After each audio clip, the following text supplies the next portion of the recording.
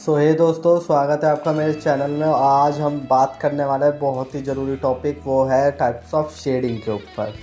तो shading basically 5 तरीके की होती है, पर उनमें से 4 तरीके की शेडिंग वो होती हैं जो कि बहुत अलग है, जो कि हम नॉर्मली यूज़ नहीं करते। पहली शेडिंग जो है वो स्मजिंग होती है, जो कि हम ब्लेंडिंग भी कहते हैं जिसको हम। और दूसरी जो है वो है स्क्रिबलिंग। तीसरी होती है हमारी हैचिंग। चौथी होती है हमारी क्रॉस हैचिंग। देन 5वीं होती है हमारी स्टिपलिंग। सो गाइस, ये समझने की चीज़ें हैं, बहुत ध्यान से समझना। वीडियो अच्छी लगे तो सब्सक्राइब कर देना चैनल को।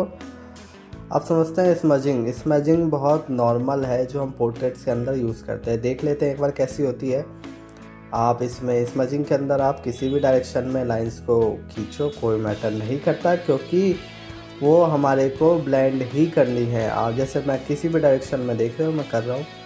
पिछली वीडियोस में मैंने ब्लेंडिंग टूल्स के बारे में बताया भी था। तो अब हम ब्लेंडिंग टूल की मदद से ही हम इसे ब्लेंड करेंगे, ठीक है। तो ये हो गया हमारा स्मजिंग भी बोलते हैं और ब्लेंड बोलते हैं, ठीक है। अब हम देखते हैं कि हमारी स्क्रिबलिंग कैसी होती है। तो स्क्रिबलिंग का यूज़ बहुत कम होता है वैसे तो। अगर हमारे को ये करनी है ना, इससे हम आर्टवर्क्स बना सकते हैं। अब एग्जांपल के लिए देखते हैं, तो जैसे ये बॉक्स है, ठीक है। बॉक्स में आपको शैडो दिख रही है। बस इस शैडो को आप नॉर्मल तो क्या करोगे, ब्लेंडिंग स्टम्प से आपने ब्लेंड कर दिया। हर कोई ऐसे ही करेगा आर्टिस्ट, ठीक है, नॉर्मल जो करने वाले होंगे। बट अगर आपको क्रिएटिविटी दिखानी है तो आप स्क्रिबलिंग करोगे। इसमें पेंसिल एक जगह शुरू कर देते हैं, उसके बाद ऐसे ही चलाते रहते हैं। आउटलाइंस भी ऐसे ही दिखाएंगे हम लोग, डार्कनेस और डेप्थनेस ऐसे ही सब कुछ ऐसे ही दिखाएंगे। और पूरा आर्टवर्क कंप्लीट करते हैं एक पेंसिल की मदद से। डार्क वैल्यूज़ को आप जहाँ दिखाना है वहाँ ज़्यादा देर तक चलाओ, बार बार चलाओ, आपकी वैल्यूज़ डिफाइन हो जाएगी। अब बात आती है हैचिंग। हैचिंग में मान लो एक ऑब्जेक्ट डिफाइन कर लो, उस ऑब्जेक्ट का लाइट सोर्स पता कर लो, कहाँ से लाइट पड़ रही है, रेफरेंस हो चाहे कोई भी हो।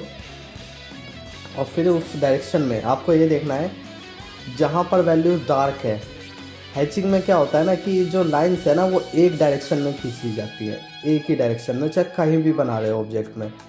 आपको जहाँ लग रहा है कम लाइंस ज़्यादा डार्क है वहाँ ज़्यादा लाइंस खींच दो, जहाँ लग रहा है कम लाइंस है वहाँ कम लाइन खींच दो, जैसे मैंने दिखाया अभी, ठीक है। अब क्रॉस हैचिंग इसका बिल्कुल अपोजिट होता है। क्रॉस हैचिंग में हमारे को क्या करना होता है कि क्रॉस हैचिंग में आप एक ऑब्जेक्ट जैसे आपने लिया और उसका रेफरेंस डिसाइड कर लिया कि कहाँ से शैडो आ रही है, कहाँ से सनलाइट है, सोर्स आपने देख लिया। उसके बाद आपको कोई भी डायरेक्शन में लाइंस खींचो, कोई मैटर नहीं करता। देखो जैसे मैं खींच रहा हूँ अभी, ठीक है, ऐसे ही लाइंस को किसी भी डायरेक्शन में खींचो।